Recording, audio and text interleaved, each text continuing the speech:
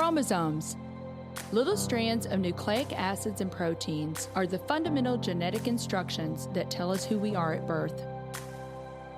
Most people are born with 46 chromosomes, but each year in the United States, about 6,000 people are born with an extra chromosome, making them a person with Down syndrome. If you've ever encountered someone with Down syndrome, you know that they are some of the kindest, most joyful people you will ever meet. They truly have something extra. My name is Lisa Nichols, and I have spent the last 24 years as both the CEO of Technology Partners and as the mother to Allie. Allie has something extra in every sense of the word.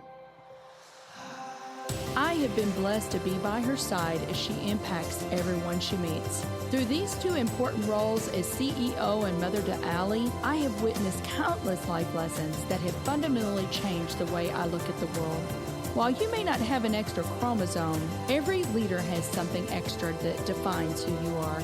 Join me as I explore the something extra in leaders from all walks of life and discover how that difference in each of them has made a difference in their companies, their families, their communities, and in themselves.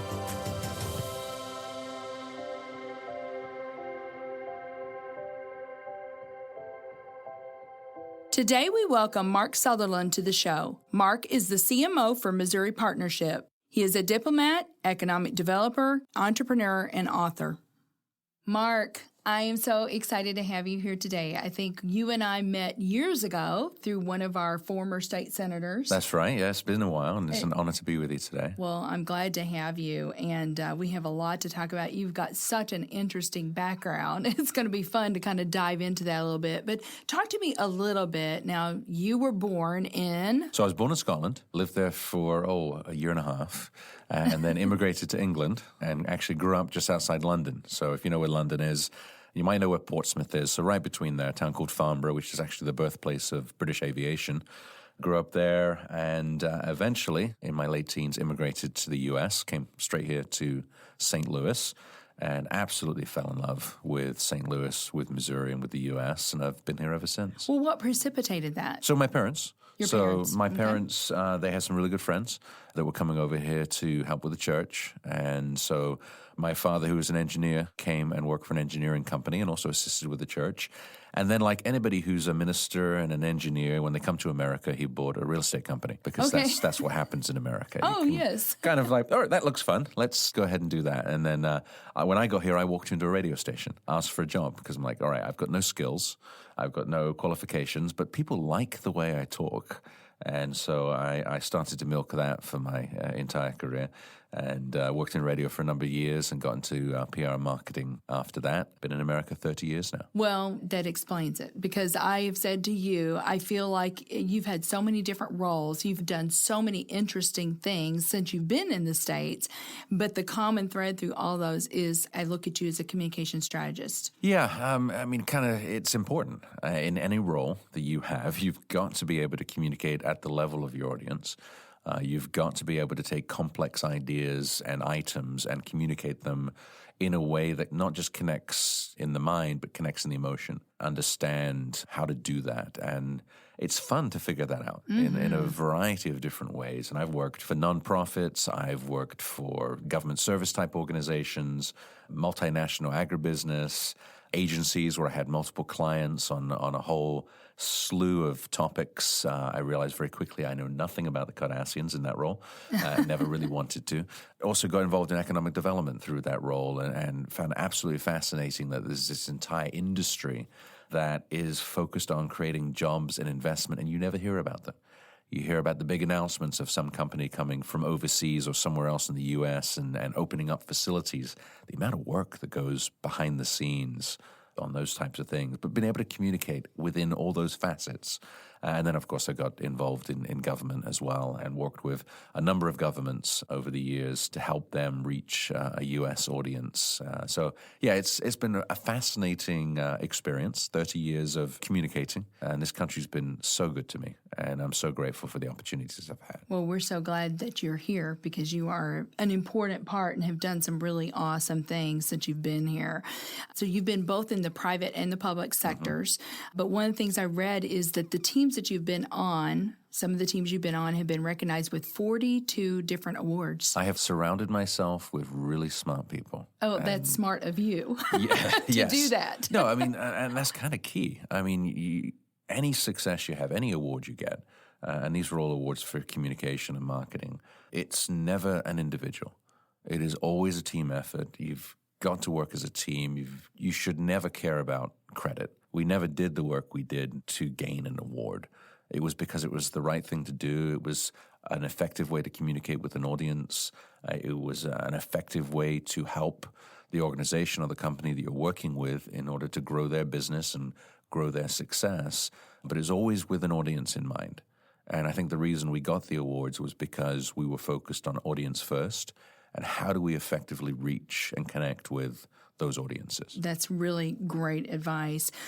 Tell me about the Global Scot role for the UK. What is that all about? So that was incredible. So I've worked with the Scottish government probably coming close to 8 or 9 years now, and it just happened. I met them on a trip to Chicago, got invited to a dinner with the First Minister of Scotland back then, and started building a relationship with the various what's called Scottish Affairs Councillors, the senior Scottish diplomat in America. They're based at the UK Embassy in Washington, D.C., and just started helping.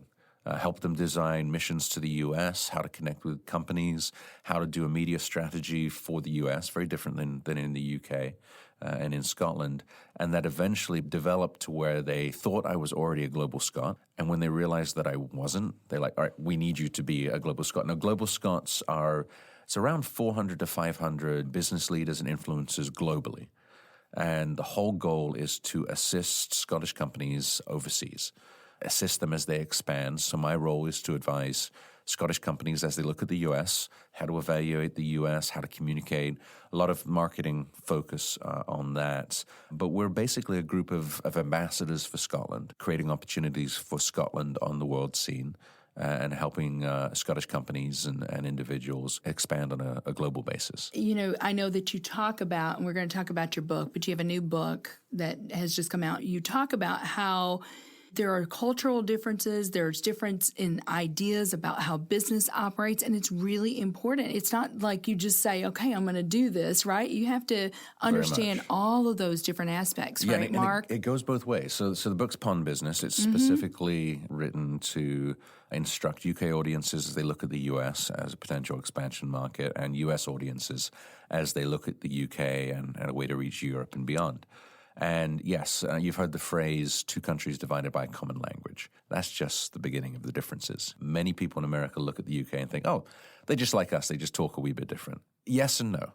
They're in a completely different regulatory environment. Social norms are incredibly different. Just the rules and the expectations on going out for a pint. You go out to lunch in the UK, for the most part, they're going to have a pint. You go out after dinner, don't try and keep up as an American. You're going to fail miserably and you're going to embarrass yourself. And regulatory environments, legal environments, and even just within the UK, Scotland, England, they have different legal environments. They have different business environments, different tax structures. So it's very, very different. The words mean something different. Give us some examples. So you'll hear words like remit. What's your remit? So that's what's your tasking, what's your focus, or just things like turnover. In the U.S., you think of turnover. That's okay, employees. Employee what's your employee turnover? Right. No, that's profit. How much money are you making every year as a company? So just little nuances like that can completely shift how just a basic conversation goes. And then first floor in the UK is different than first floor in the U.S. The ground floor in the U.S. is the first floor. Yes. But no, that's the ground floor. The first floor is the U.S. second floor. So just can't even find the office because you're on the first floor and there's no office. So just little things like that. Right. And it goes across the gamut on how to do business. And then expectations. So Brits are list-driven. You do a project with the Brits, you're going to have a list of things that you need to do. Then you get to the end of that list and you reevaluate and create a new list. And you move forward that way. Whereas Americans kind of build the airplane as you've jumped off the cliff. It's an end goal in mind, and we will adjust as we go. Right. And so if you're familiar with lean process. Absolutely. So lean process, I think, is an American mindset with a British process. It's kind of the combination of the two. It's wanting to be effective. You have a goal in mind. You're going to adjust, but there's a process to get there, and then the process shifts. So if you think of that, that's a combination of American and British thinking, but it's very different. And you need to have that understanding going into a business conversation. Otherwise, you're going to get frustrated. And it goes both ways. So there's a huge amount of differences. And then if you're a UK company looking at the US, they look at the US and they look at, all right, so I know New York, I know Florida, all right, maybe the Carolinas, I know California, there's this vast middle that I don't know anything about, but it doesn't matter where I go.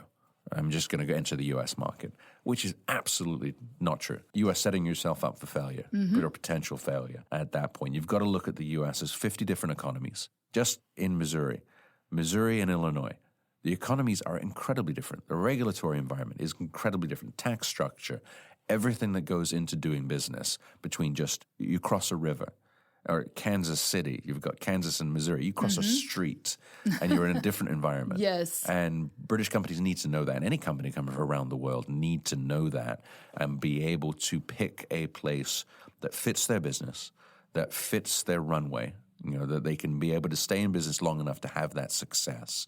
Because there's always a little bit pain at the beginning when you do an expansion project. And so just understanding that it's going to put you leaps ahead of other companies that are looking at the U.S. Yeah, and it's all about that thread of being able to communicate so your audience understands where you're coming from and vice versa, right? Exactly. So, the U.K. is by far, they say, the largest foreign investor in the U.S., and the U.S. is the largest investor in the U.K. So 1 million Brits work for the United States companies, and in the UK, the vice versa is true. Correct. Mark, there are a lot of British-owned Missouri companies, are there not? How many? I think I read at one time. 58, I believe. 58. Currently investing in Missouri that I'm aware of. Right. There's probably more. So A.B. Mowry would be one. Their North American headquarters are in the Cortex Innovation community here in St. Louis. GKN Aerospace, British aerospace company. So GKN North America has 800 employees right next door to Boeing. And various others. Bull Moose Tube. is So a client of ours, and Lord I know they're... Paul is a good friend. He actually wrote the foreword in the book. He's a member of the House of Lords. He's been investing in Missouri since the 1970s. If you're familiar with the new Angard Arts Hotel, that was developed by him and Steve Smith, who's an incredible developer here in the St. Louis region. And it's named after his son. He's an active investor in the state, and he's an investor everywhere. He has a lovely restaurant in London called Christopher's, which I highly recommend. Okay, if anyone's going to London, if you're check over it there. out. And there's a whole chapter in my book on if you're visiting London, where to go, and I mentioned Christopher's in there as well. Good. But yeah, just a phenomenal connection. Missouri is a priority state for the United Kingdom, one of only 10 in the U.S., The reason being is there's a lot of similarities. So the UK, like Missouri, is a global ag tech leader, agri-tech as they call it, in the UK. Health innovation is a key aspect of the British economy, as it is here in Missouri, both on the research and on the data side of things. Battery technology is an energy usage is a key priority for the United Kingdom, and we've got companies like Eagle Pitcher down in Joplin, although the headquarters are here in St. Louis. The International Space Station is powered by Missouri batteries. A majority of defense products are powered by Missouri batteries. The Mars missions, every single one has been powered by Missouri batteries. So Missouri is a global leader in energy storage, and nobody knows it. We're promoting that. But there's a lot of commonalities between the UK and Missouri when it comes to industry. And so really building on that, finding the connection points, finding the growth opportunities that are of benefit to both is huge. And there's a whole slew of Missouri companies invested in the UK as well. Enterprise Holdings, Emerson, Express Scripts, various others that are active over there. Well, I want to continue digging into that, but before we do that, we're going to take a quick break, and then we'll be back with Mark Sutherland. Let's face it, the future is mobile. There's a good chance that you are listening to this show right now on your phone. Have you explored how you can move your business mobile too? Our mobile apps team at Technology Partners makes it their mission to move our clients into the hands of their employees and customers and change their business processes to meet the demands of their users. Let's work together and build a dynamic mobile app for your team. Go to tpi.co/mobile apps and get the conversation started about how we can help you get your new application off the ground. So, Mark, I know now that you've got a couple of different titles.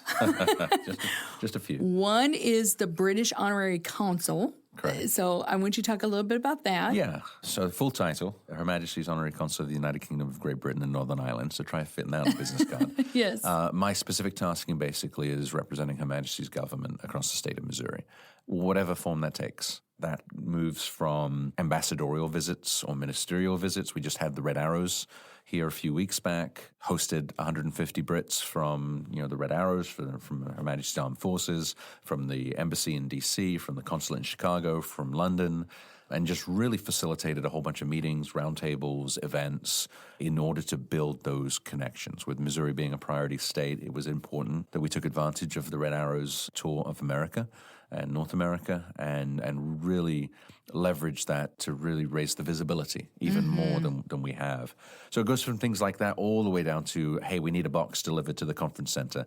So I'm a facilitator in the role, and I get to do diplomacy. I get to work with companies, British companies and American companies looking at the UK and really try and make it successful here in Missouri for the United Kingdom in a way that benefits both Missouri and the UK. Okay.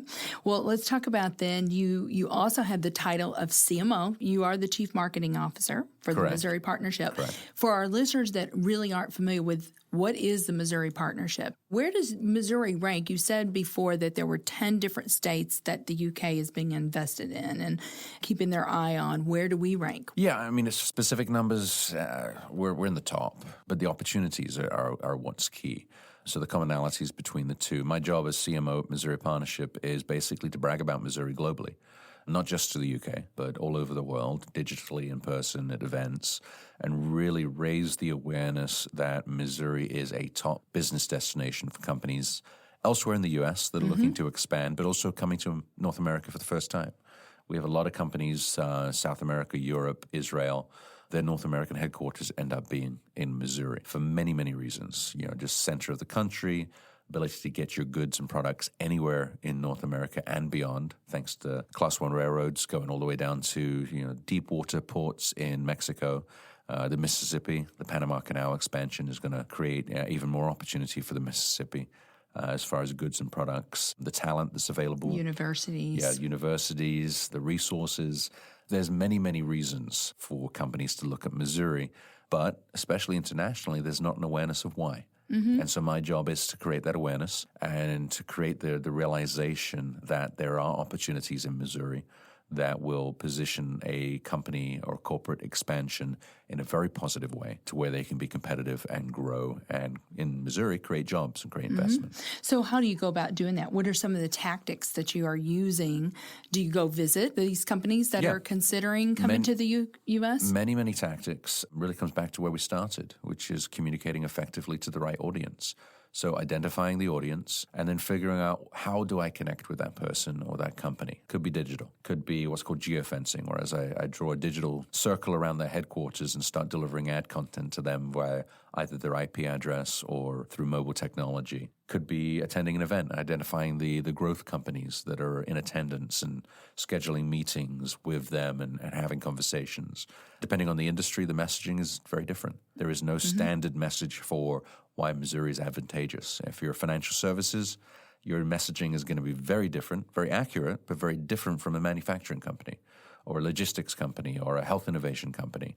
Missouri has both the advantage and the disadvantage of being one of the more economically diverse states in the country. It means that my messaging has to be very different for each industry, but it also means we're a lot more stable. If you notice with the ups and downs of the U.S. economy, Missouri has its ups and downs, but they're less severe. We still follow the national trends, but not to the same degree. Steady growth, slow decline when the U.S. are doing the same.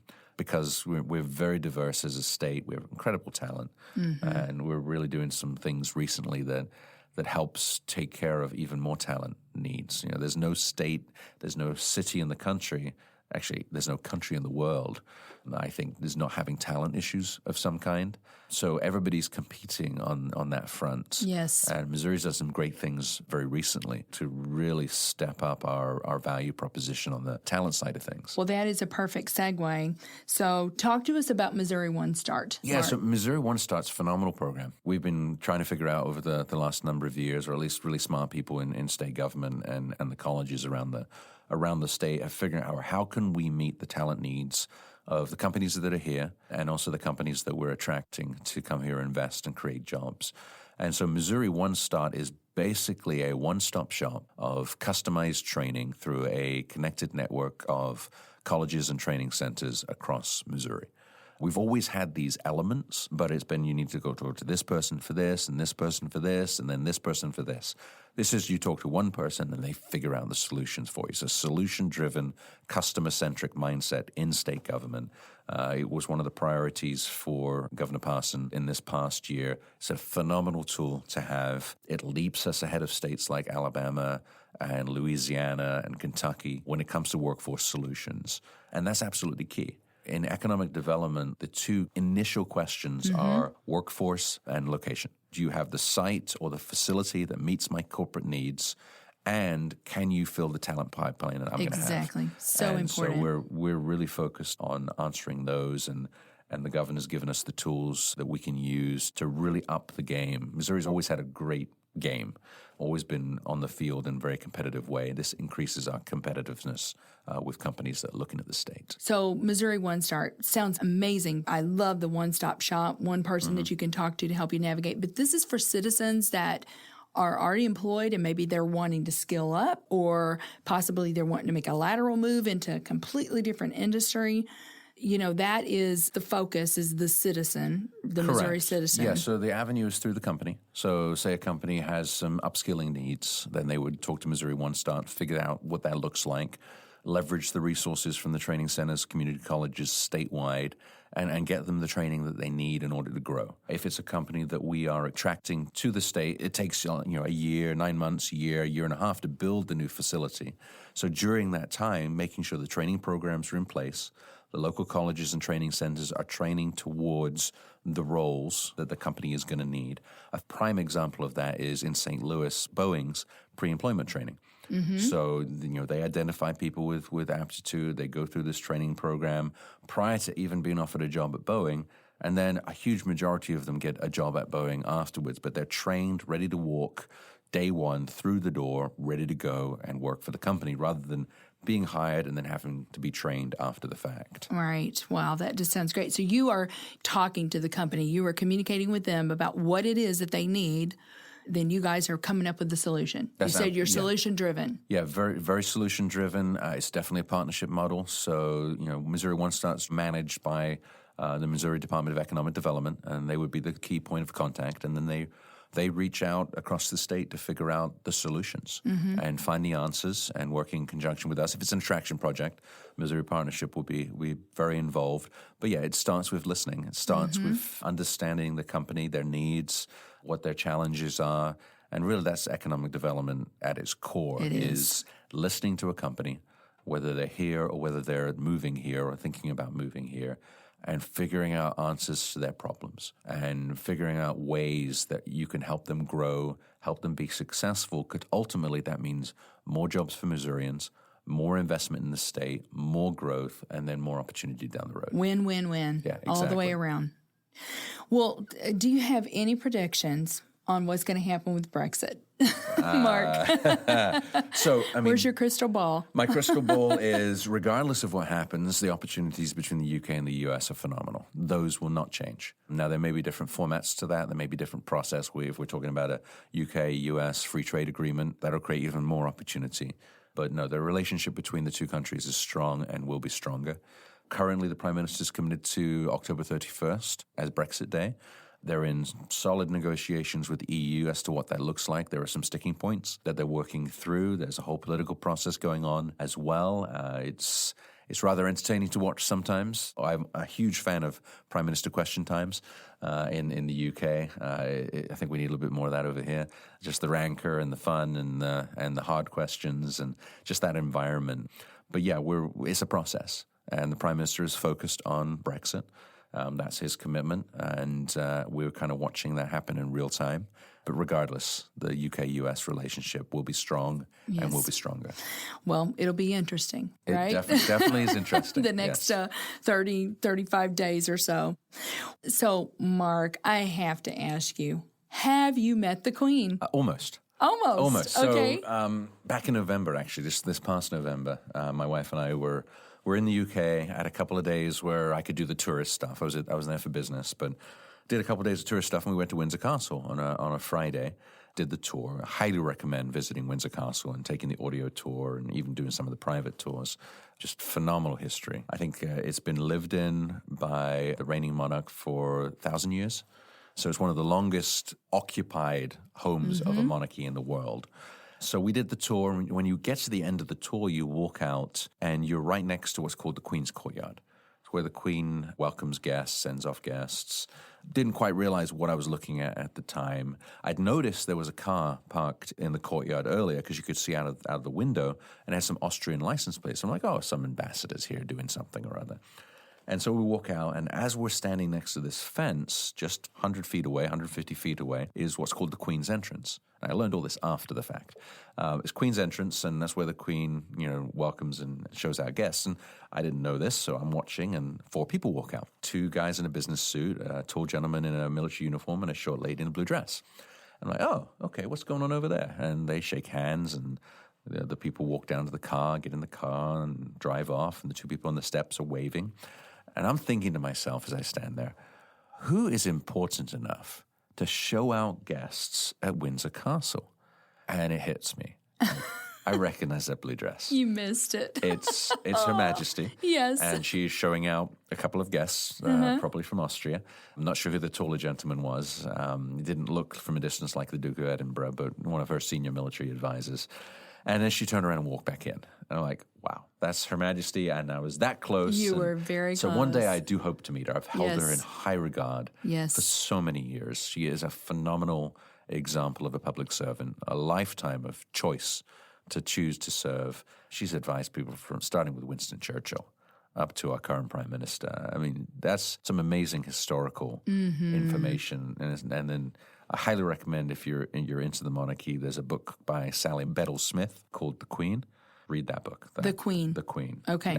Yeah. Very incredibly good. well written. It's a biography of her and give you some insights into the kind of individual she is. I will download it today.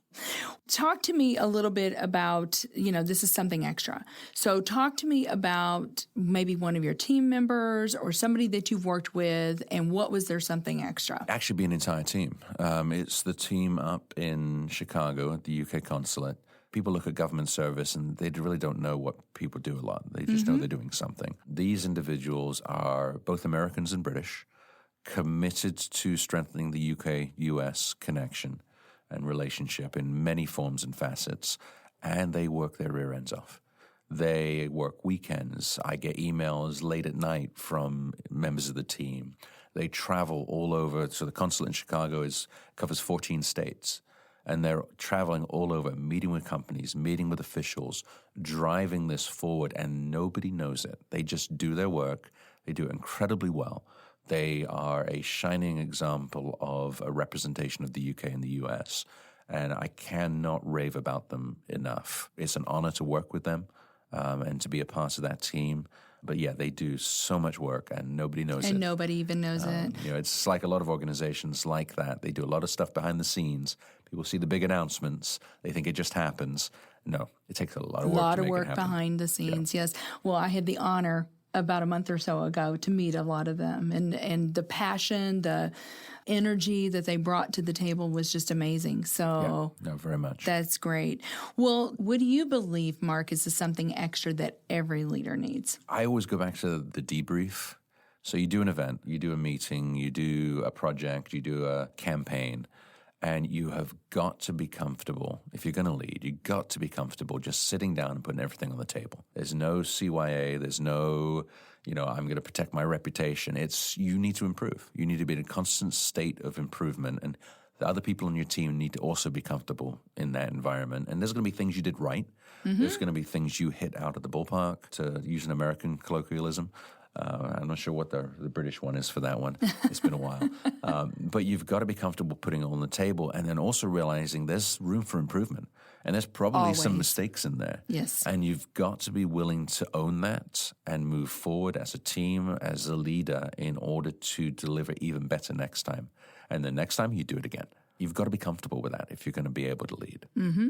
Well, I'm reminded when the Red Arrows were here, they talk a lot about that. And I've heard the Blue Angels talk about that. Yeah. There's always that debrief, right? You plan, Correct. you execute, you debrief. Correct. And in the debrief, it's not all unicorns and rainbows.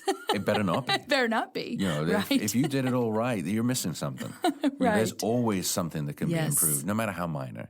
And you should always be focused on that improvement. Great words of advice. It doesn't matter what you're doing, whether Exactly. it's something in your family or, like you said, a project, a meeting, anything. So great words of advice. Mark, is there anything that you want our listening audience to know about? I'm thinking in particular your latest book. You are an author. You've got so many different things that you've done. I enjoy writing. It came out of probably a few years. I have a blog that I write, and eventually I'm like, all right, I need to put all these conversations and all these blog posts and all these ideas and I need to put it down in book form. And then ended up talking to an incredible amount of really smart people in government, in business, who are working between the UK and the US. They've either expanded one way or the other successfully, or they're supporting companies and organizations that do that.